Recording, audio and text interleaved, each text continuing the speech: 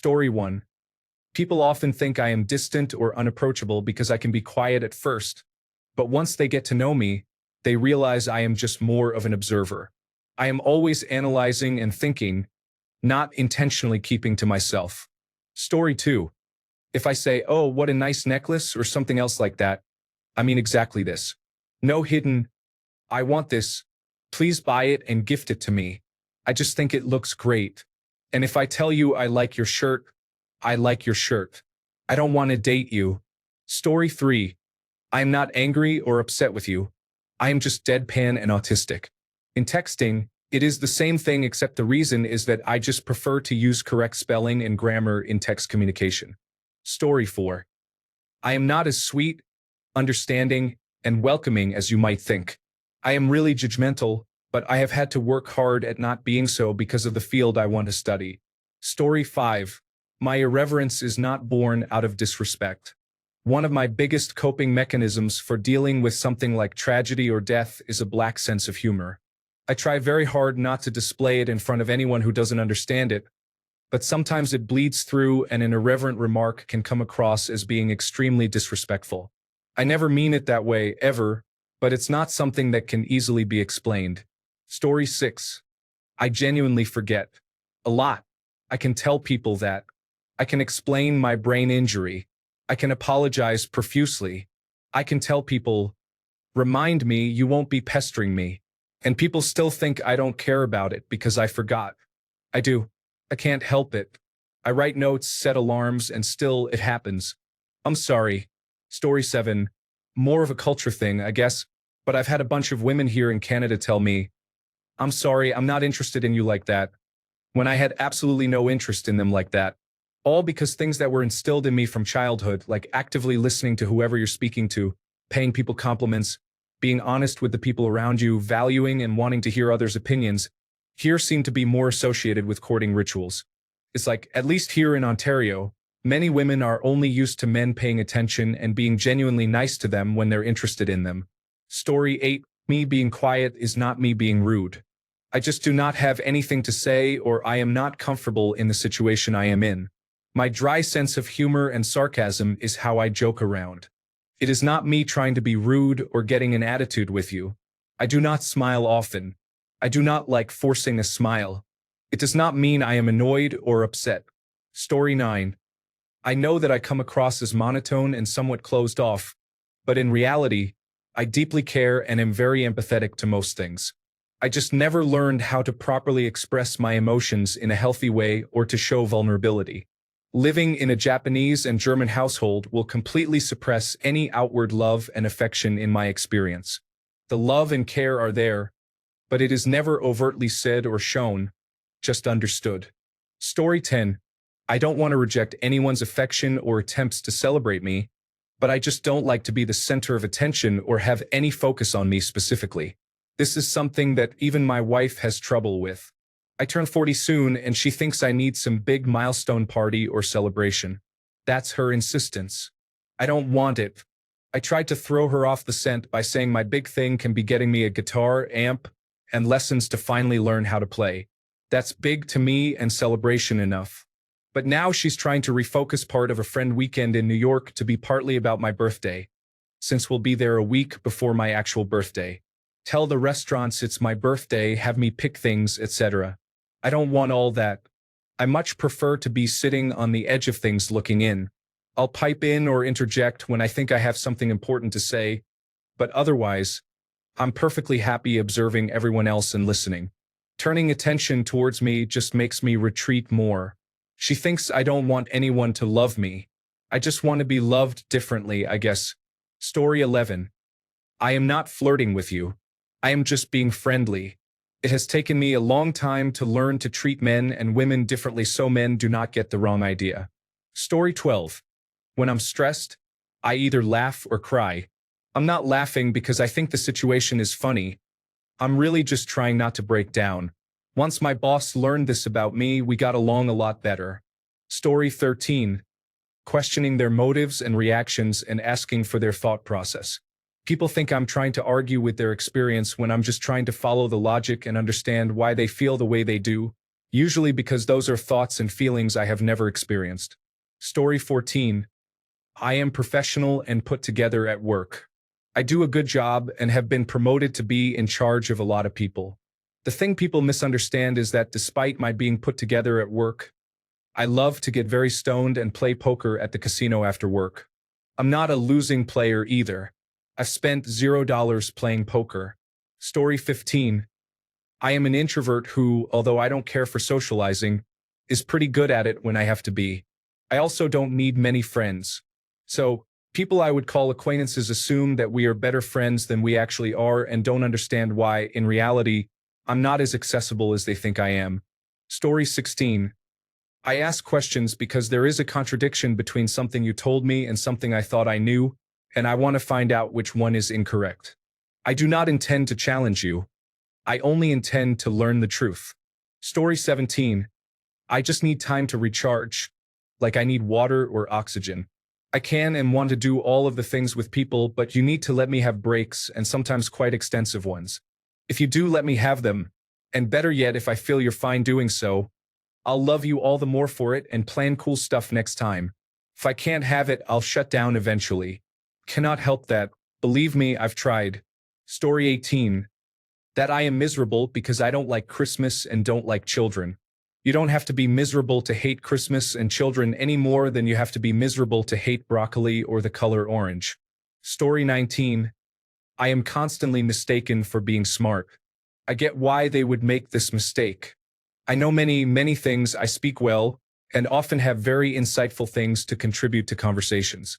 All of that, though, is driven not by intelligence, but by a fundamental need to correctly navigate situations. My speaking well and insightfully is just the process of laborious internal editing, something demanded because of near blindness to most social cues. My knowing things and always having a plan is because I'm so bad at thinking on my feet that having nothing to go on is paralyzing. I'm not smart.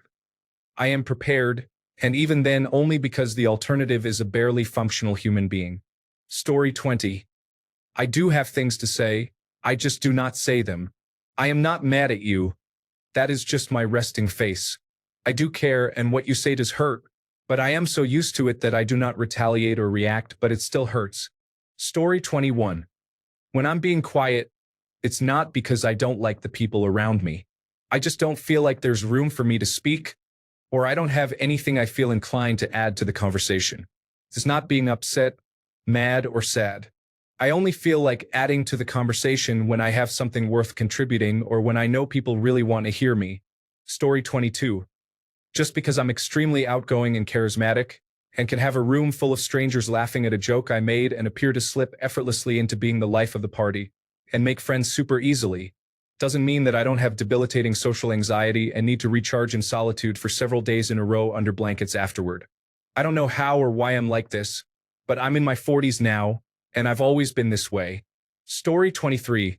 I'm a 28-year-old female with autism, depression, post-traumatic stress disorder, and borderline personality disorder, diagnosed in my early to mid-20s. Something people constantly misunderstand about my personality is that I'm extroverted and always happy. I have been masking pretty well my whole life, to the point that it's like a switch turns on when I'm around anyone, except for maybe 3 people who are my safe people and also neurodivergent. I've become quite the chameleon when eyes are on me and have been described as the type of person who can talk to anyone. In reality, I'm almost never happy. Being around most people scares me, and it's extremely exhausting to constantly be masking. It takes me days to recover from social interaction, sometimes weeks if I experience a triggering event. I also see myself more as a curious observer and researcher of human nature rather than a social person. I think this is why I seem like I can talk to anyone, even if I do not like them. Thanks for the question prompt.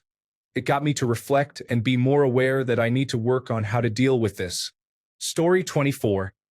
I enjoy observing and listening to people in a group conversation. People think I'm being antisocial or upset. If I have something valuable to say, I will say it. Story 25. I can be bossy because I hate how indecisive everyone else around me seems to be. When making simple decisions, like, do you want to set up the cones for our sports field north-south or east-west? People will hesitate for 5 minutes. Just pick one. So now I just do it myself and tell other people to accept it. I never wanted to be in charge. I just wanted someone to take charge. Story 26. Family and friends seem to think I'm unhappy or having a bad time when we meet. I look miserable and tired in person because I'm out of the house, and it's utterly draining and mind-numbingly boring most of the time at group gatherings. I try to fake it, but my face doesn't comply, which makes me more tired. Once I get home, it's a complete turnaround, but they never believe me. Story 27. That I've always been antisocial and didn't want to talk and participate, sometimes coming off as uninterested or mean. I've always been shy, but throughout school and even now at my job, if I'm part of a group conversation, I stay quiet because whenever I do try to talk, I get talked over or dismissed. I went to a Christmas party and was actually having a fun time, so I was being a little more outgoing than normal. I was playing a game with some people, and another person at the party came by and said they were speaking negatively. I was taken aback. Really? At a Christmas party? Story 28. I am a sweet person, and people think that means I do not have a mean side. Then, when I stand up for myself, they think the sweetness was just a deceptive act. I am actually very kind and enjoy being kind, but I know how to be mean. Story 29. I don't like hugs and kisses. Body contact in general, really, and saying, I love you, feels unnatural to me. People tend to assume that I simply can't love romantically or platonically. My love language is quality time. I show affection by taking people to fun places and spending time with them. Story 30. I'm not nearly as angry as it seems. I just speak very passionately when I find something interesting. If I'm able to get really upset about some niche thing, it's probably because I find the greater whole interesting. I am almost certain I am undiagnosed autistic, at least a little bit. Like a little garnish of Sonic the Hedgehog on top. Story 31. I'm proud of my accomplishments in life, and I have had people call me stuck up or imply I'm bragging. I feel like my words and tone were not that of someone bragging in those instances. I know some people were insecure, but the accusations still stung. It also has happened much more than I expected. My accomplishments were not that special, a 4-year degree and state employment in the field of my choice. I've even asked people who witnessed interactions if I sounded bad. Can't please everyone, oh well. Forget them is my current attitude. We aren't required to be friends. Story 32. I am not confident. I made a conscious choice to be assertive in my language because people respond better to it. I am actually an anxious mess on the inside. Story 33. I don't mean to keep switching topics all the time. It's just that I start off on one, and something reminds me of something else, or I have nothing else to say on the current topic, or I get bored. Plus, I struggle to know when to change topics or stay on one due to autism. Story 34. I enjoy spending time alone, and time flies by really fast for me. So sometimes people think I may be avoiding or forgetting them when, for me, I am just enjoying life by myself. Also, some friends told me, and I have felt it all my life, that I don't seem really approachable and I don't really know why. I always found it sad that people don't really approach me because I love getting to know and talking with people. Story 35.